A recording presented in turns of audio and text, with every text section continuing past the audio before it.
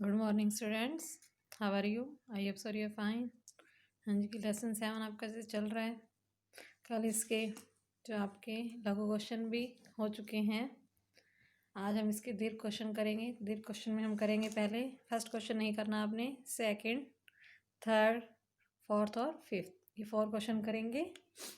Second question देखिए, 19वीं सदी में अंग्रेजी शिक्षा के प्रसार के लिए किस संस्थाओं ने सहायता की? लगभग फर्स्ट और सेकंड सेम ही है, इसलिए आपको फर्स्ट मैंने छुड़वा दिया है। हाँ जी, देखिए किस किस ने जो है अंग्रेजी शिक्षा के प्रसार में जो सहायता की, किन संस्थाओं ने। देखिए, अंग्रेजी शिक्षा के प्रसार के लिए सबसे पहले भारत में अंग्रेजी पादरियों ने पहल की। उन्होंने ये कार्य आरंभ किया। उन्होंने ऐसा धर्म प्रसार के लिए जो है उद्देश्य से किया। उन्होंने शिक्षा का प्रसार जो है अपने धर्म के प्रसार के लिए किया। राजा राम मोहन राय जैसे बहुत से समाज सुधारक थे हमारे भारतीय, जिन्होंने अंग्रेजी शिक्षा के उद्देश्य में अनेक स्कूल तथा कॉलेज खोले। ऐसा करने से उनका उद्देश्य भारतीयों में जो है जागृति पैदा करना था। सामाजिक संस्थाएं जैसे ब्रह्म समाज, आर्य समाज, रामकृष्ण मिशन आदि ने बहुत से स्कूल और कॉलेजों की स्थापना की, ताकि भारतीय समाज में फैली हुई बहुत सी जो कुरीतियाँ थी उस समय, दहेज प्रथा, सती प्रथा, लड़कियों को शिक्षा ना देना, तो इस तरह की काफ़ी कुरीतियाँ थी जो उस समय फैली हुई थी, उनसे छुटकारा पाया जा सके। भारत में ब्रिटिश सरकार ने भी अंग्रेजी शिक्षा के प्रसार के लिए की दिशा में जो काफ़ी महत्वपूर्ण कदम उठाए, ताकि प्रशासन का कार्य चलाने के लिए उन्हें जो है सस्ते क्लर्क मिल सके।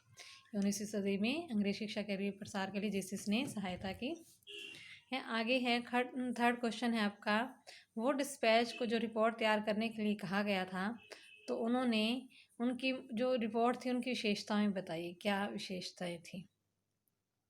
1854 में जो है उन्हें भारतीय गवर्नर जनरल को शिक्षा के विषय में जो है एक नोट भेजा गया। कंपनी के नियंत्रक मंडल के अध्यक्ष चार्ल्स वुड के नाम से जारी किए गए संदेश को वुड का नीति पत्र के नाम से भी जाना जाता है। इसकी विशेषताएं क्या थी देखिए, इस दस्तावेज में यूरोपीय शिक्षा के व्यवहारिक लाभ जो है आर्थिक क्षेत्र में बताया गया। उनके अनुसार यूरोपीय शिक्षा के माध्यम से भारतीयों को व्यापार और वाणिज्य के विस्तार से होने वाले लाभों को समझने और देश के संसाधनों का विकास का महत्व समझाने में मदद मिलेगी। अगर हम भी वो कहते थे, अगर भारतीयों को शिक्षा, यूरोपीय शिक्षा दी जाए तो इससे अंग्रेज़ों के भी व्यापार में जो है उन्हें काफ़ी लाभ पहुँचेगा, और इसको समझाने के लिए जो है ये शिक्षा जरूरी है। यदि भारतीयों को यूरोपीय जीवन शैली से अवगत कराया जाए तो उनकी रुचियों और आकांक्षाओं में बदलाव आएगा, और वो अब जो चीज़ें मतलब ब्रिटिश वस्तुओं की मांग जो है वो बढ़ेगी, क्योंकि तब यहाँ के लोग यूरोप से बनी चीज़ों को अपनाना और ख़रीदना शुरू कर देंगे। जब हमें किसी चीज़ के बारे में पता ही नहीं होगा, हम कैसे खरीदेंगे या बेचेंगे? तो इस वजह से भी जो है यूरोपीय शिक्षा को महत्व मानते थे, भारतीयों को जो है इस शिक्षा का ज्ञान होना चाहिए।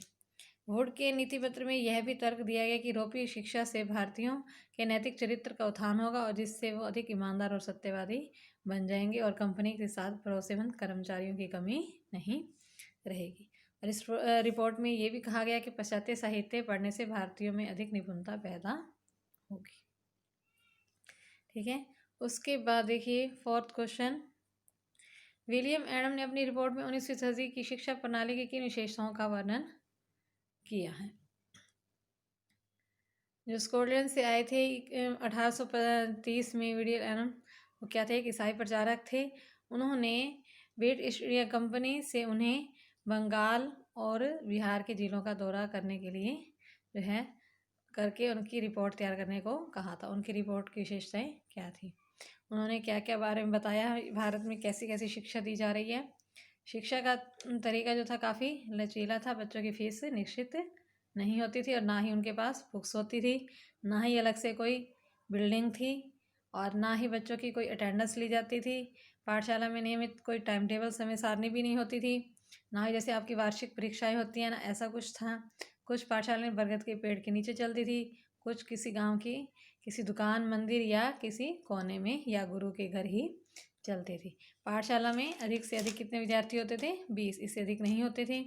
फीस भी उनके माँ बाप की जो इनकम होती थी, अमीर जो लोग होते थे उनकी फीस ज़्यादा होती थी और जो गरीब होते थे उनकी कम होती थी। शिक्षा क्या होती थी? मौखिक, और यह पढ़ना होता था कि विद्यार्थी अपनी आवश्यकताओं को देखते हुए गुरु ही तय करते थे उनकी क्या आवश्यकताएं हैं, उनके घर के माहौल के, उनकी जीविका के माहौल के अनुसार जो उनकी आवश्यकताएं होती थी उन्हीं के अनुसार जो है उन्हें शिक्षा दी जाती थी, वो भी मौखिक। क्वेश्चन नंबर 5 है, गुरु देव रविंद्रनाथ टैगोर की शिक्षा विचारधारा क्या थी? वो कैसी शिक्षा चाहते थे कि बच्चों को कैसी शिक्षा दी जाए?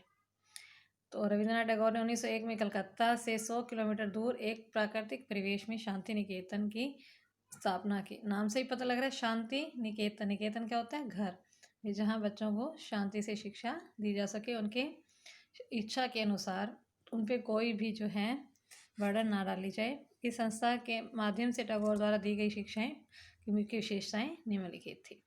टैगोर बच्चों को एक मुफ्त और रचनाशील सृजनात्मक क्रिएटिविटी माहौल देना चाहते थे जहाँ वे अपने विचारों और आकांक्षाओं को समझ सकें। टैगोर को लगता था कि बचपन का समय अपने आप सीखने का समय होना चाहिए। यह अंग्रेजों द्वारा स्थापित कड़े नियम और अनुशासन से मुक्त होना चाहिए। शिक्षक भी क्या होना चाहिए? कल्पनाशील, वह बच्चे को समझता हो और उसके अंदर कुछ जानने की उत्सुकता चाह विकसित करने के लिए उसकी मदद कर सके। टैगोर के विचार में कठोर अनुशासन और अंग्रेजी स्कूल बच्चे की रचनाशील और चौकी होने से उसके स्वाभाविक गुण को मार देते हैं। ये बच्चों पर जो है और उन्हें कैसी शिक्षा होनी चाहिए? उनकी सृजनात्मक शिक्षा होनी चाहिए। केवल प्राकृतिक परिवेश, आसपास कैसा वातावरण होना चाहिए? प्राकृतिक। टैगोर शिक्षा में आधुनिक पश्चिमी सभ्यता और भारतीय परंपरा के श्रेष्ठ तत्वों का मिश्रण चाहते थे, दोनों का ही, पश्चिमी सभ्यता का भी और भारतीय परंपरा। और वो शिक्षा के साथ साथ कला, संगीत और नृत्य इन और विज्ञान और प्रौद्योगिकी की शिक्षा पर भी जोर दिया उन्होंने। ठीक है, 6 क्वेश्चन नहीं करेंगे हम, सेकेंड, थर्ड, फोर्थ और फिफ्थ, 4 क्वेश्चन आपके ये हो गए। उसके बाद आपके आते हैं MQs, ये आप कंप्लीट लर्न करेंगे, 20 हैं आपके। ठीक है, तो लेसन आपका ये कंप्लीट हो जाएगा आज। अच्छे से आपने इसको लर्न करने हैं और जो जो क्वेश्चन आपको मैं बताई जा रही हूँ, बार बार आपको कहा जा रहा है कि उसको टिक करके रखें ताकि आपको एग्ज़ाम में कोई दिक्कत ना आए। Okay, thanks, have a nice day.